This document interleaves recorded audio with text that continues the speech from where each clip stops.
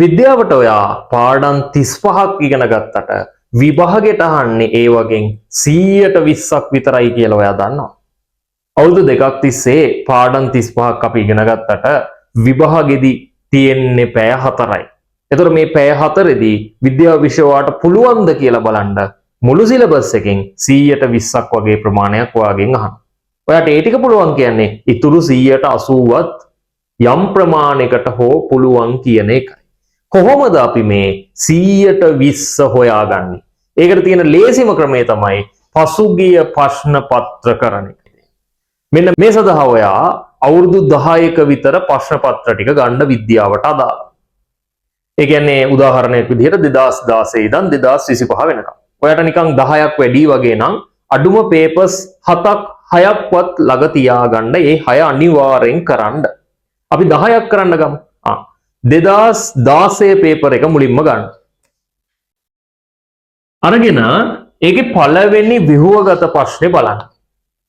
හැබැයි මේක ඇවිල්ලා තියෙන්නේ ජෛව ගෝලයේ පාඩමෙන්. තාම මේක කරලා නැහැ. ඉස්කෝලේ උගන්වලා නැහැ, ක්ලාස් වල උගන්වලා නැහැ. එහෙනම් ඒක අතරින් යන්න දෙවෙනි ව්‍යුහගත එකට.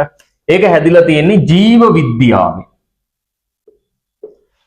2016 දෙවෙනි ව්‍යුහගත ප්‍රශ්නේ වා කරන්න. බලන්න අමාරු ටිකක් තියෙනවනේ කරන්න බැරි ටිකක්. පොත ගන්න, පොතෙන් ඒ ටික බලන්න. එහෙම නැත්නම් ඔයගේ ෂෝට් නෝට් එකෙන් බලන්න, ඔයා අදපු මයින්ඩ් මැප් එකෙන් බලන්න. ඒ බැරි ටික පුළුවන් කරගන්න. යන්න 2017ට කරන්න බැරි ටික පුළුවන් කරගන්න. 2018ට යන්න 19ට යන්න ඔය වගේ පුරුදු 4ක දෙවෙනි ප්‍රශ්නේ විතරක් ඔය ක්‍රමවේදයට කරද්දී ඊළඟ දෙවෙනි ප්‍රශ්න කරද්දී ඊළඟ අවුරුදු වල දෙවෙනි ප්‍රශ්න කරද්දී ඔයාට සමහර විට පොත බලන්න වෙන්නෙම නැහැ. බලන්න උනත් ඉතාම චුට්ටක් විතරයි බලන්න වෙන්නේ. ඔය යන්න තුන්වෙනි ව්‍යුහගත ප්‍රශ්නෙට 2016 ඉඳන් ඔය පිළිවෙලට කරගෙන එන්න. කරන්න බැරි වෙන ටික ඉගෙන ගන්න ආයෙ කරන්න.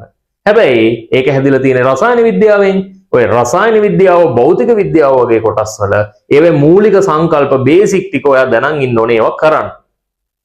මේ පිළිවෙලට රචනා පේපර්ස් ටිකක් කරන්න. එහෙම කරොත් අනිවාර්යෙන් ඔයාට විද්‍යාවට ඒ එකක් එනවා. ඒ ටික කරා කියන්නේ ඔයාට බහුවර්ණ පේපර් එක බය නැතුව කරන්න